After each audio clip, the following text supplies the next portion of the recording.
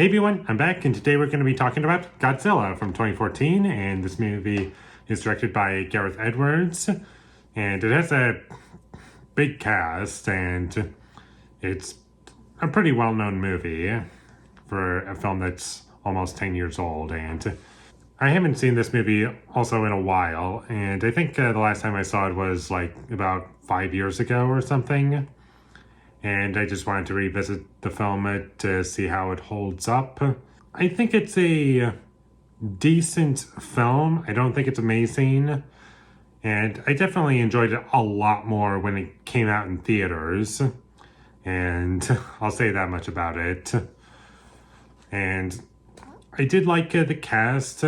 And I thought that they worked in the movie well. I'm not saying like everyone was like gave like the performance of their life or anything like that, but they didn't ruin the movie at the very least. If anything, they bumped it up a bit, especially Bryan Cranston. Even though he's not in it a lot, I thought he was the best actor throughout the entire cast, and he gave the best performance in the film.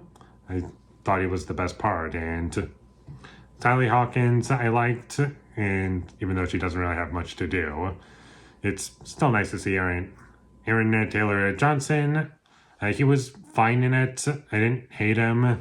I know that he was like one of the biggest issues that people had with the movie was that like they didn't really enjoy his character all that much, and I thought his character was fine. He didn't annoy me. And Elizabeth Olsen, I liked her even though she doesn't have a whole lot to do. She just has to worry and like take care of her son, and that's about all she has to do in the movie. And the special effects, I thought they still held up to this day, and they look good, and Godzilla looks real, the Mutos look real, and at the time when I saw this movie, I thought the Mutos were supposed to be like Mothra or something, but no, they're supposed to be their own thing, and they honestly reminded me of the Cloverfield monster from Cloverfield, rewatching the film, and I didn't really find it distracting. It's just that the design kind of reminded me of that, and it didn't pull me out of the movie.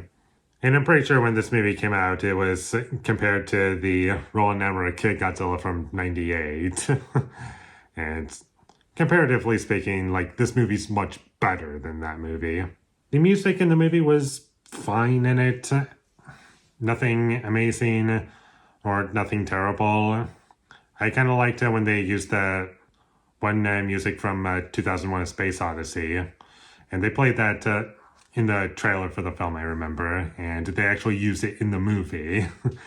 It was kind of a surprise when I saw the movie. I had not seen 2001: A Space Odyssey back when I first saw this movie in theaters, which would be 2014. Rewatching it, I was like, oh, that's kind of nice that they actually used it. For the most part, I was never really bored, and I thought the movie moved along pretty well. And one of my biggest criticisms with this movie is obviously Godzilla's barely in the movie. He's in it for like, I don't know, 15 minutes, and they just keep cutting away from the action. And that was one of the biggest criticisms of this movie, is that Godzilla's barely in it, and you barely get to see the action, and it's more about the humans. And in this movie, I think it's the best example of that. The humans aren't super annoying to me. I think they're all at the very worst, or like worst case scenario, they're just fine, and best case scenario, I like them, even though it's very rarely that I like them. But no one ruined the movie for me. There were some fun Godzilla moments, and there were some fun action scenes when you did get to see Godzilla fight. And another criticism that I have with this movie is that rewatching the film, and you probably wouldn't notice this if you saw this in a theater, but this movie is very dark.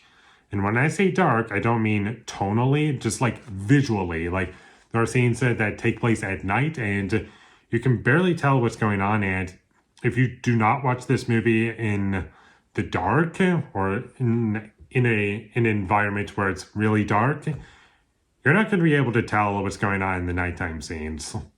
Like, you're going to be just staring at a blank screen, basically. And I honestly just felt as though they could have handled that a bit better. And I get it, it's supposed to be really dark and there's supposed to be points where there's like no electricity, but still though, I don't sacrifice realism for like what I'm able to physically able to see in the film. It's like you want to see the action and what's going on, right? Like how are you supposed to appreciate that if you can't see anything? And this movie does take itself pretty seriously, and if you're fine with that, then I think the movie will work for you.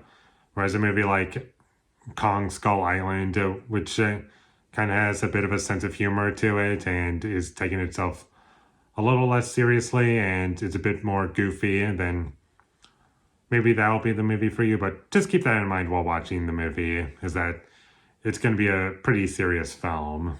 And personally, I didn't feel as though it ruined the movie or like brought it down or distracted me in any way. I thought it worked just fine, and that's about all I have to say about Godzilla from 2014. It's a good movie, and I would recommend it. It's not one of the best movies ever made. It's a film that has things in it that work, and it's a serious monster movie, and it works by the end of the day. It doesn't impress me, except for like a few things towards the end, which are pretty awesome to see, and there's at least things to appreciate about this film, and there's some pretty nice wide shots in this movie that I really liked. And I just wish that we got to see more Godzilla action and it just wouldn't keep cutting away from that. I was like, just let me see the action. Come on. Like, I could understand it if it was just for budgetary reasons and they were just kind of tight and like if they showed too much, then it would start to look kind of fake. I could understand that much about it, but I just wish that there was more.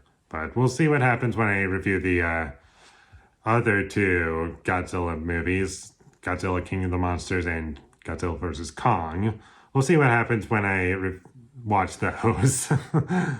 Who knows, maybe I might regret saying that, but this one, solid, watchable, and I could see it again, but I'm not like rushing back to seeing it anytime soon, so check it out. I would recommend it. And with all that being said, I'm going to give Godzilla a 6 out of 10.